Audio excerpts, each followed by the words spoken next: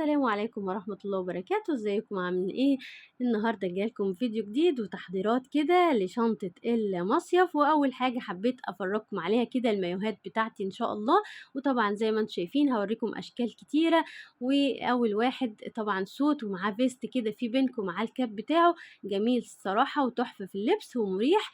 وتاني حاجة كده حاجة طالعة على الموضة كده السوت دي ومعاها الجيبة دي. وطبعا اللون ده طالع ترند، اللون اللي هو عامل زي الاخضر كده، لون الصراحة هادي وجميل تحفة. ومعانا الجيبة طبعا دي بتتضيق وتتوسع حسب الوسط، بس انا محبتش اسيبها كده فظبطتها كده على مقاسي وخيطتها طبعا. ومعانا هنا تالت مايو ده من اديداس، مايو مريح طبعا والاطفال هم اللي اختاروه طبعا في بينك. لو عندك بنوتة 11 سنة 12 سنة 13 سنة هينفع معاها بنطلون وجيبة كده. هي عبارة عن سوت كامل وفيها سوستة من الظهر والأكمام بتاعتها بينك.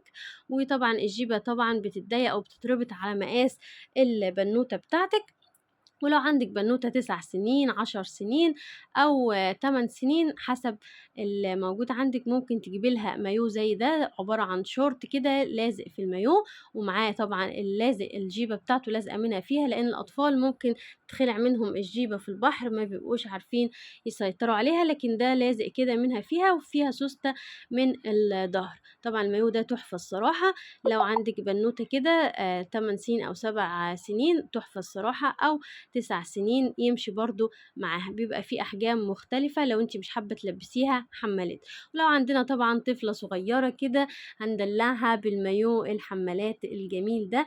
أنا بحب أخد لها المايوهين وهي تختار اللي هي عايزاه. ساعات بيبهدلوا نفسهم رملة، ساعات بيبقوا مش عايزين يقعدوا مبلولين، بيبقوا عايزين يغيروا هدومهم ويلبسوا مايو مش مبلول، فبحب اخد لها واحد تبقى لابساه واحد يبقى معايا في الشنطة طبعا. وما ننساش ناخد الفوط طبعا معانا عشان الاطفال بتبرد كده واحنا قاعدين على الشط. وطبعا ما ننساش الصن بلوك وما ننساش زبدة الكاكاو، لان طبعا كل فترة كده تجددي الصن بلوك بتاعك عشان بشرتنا ما تتحرقش، طبعا درجة الحرارة بتبقى عالية. وما ننساش ناخد الكابات لو احنا هنقعد على الشط مش هننزل البحر. بس انا هنا اشتريت بورنيطة جميلة الصراحة طالعة ترند، فحبيت اشارككم فيها وحبيت ان انتوا تتفرجوا عليها وتقولي رأيكم فيها بإذن الله. ولو عجبتكم كده ما تنسوش تكتبولي في التعليقات اي مايو عجبكم من المايوهات اللي انا نزلتها. طبعا دي تنفع لاعمار مختلفة، وطبعا طالع موضة جديدة، بس انا هم دول المايوهات اللي موجودين عندي، فحبيت اشارككم كده تحضيرات المايوهات وتحضيرات المصيف باذن الله. وان شاء الله هنزل لكم فيديوهات كتيرة عن البحر وعن الشاطئ وعن الاماكن اللي هروحها باذن الله عشان نشارك بعض كده وتتبسطوا معايا باذن الله. زي ما انتم شايفين حبيت افرجكم على البورنيطه دي جميله وتحفه الصراحه. هي مفتوحه من فوق بحيث ان انت تقفليها من ورا حسب مقاس راسك.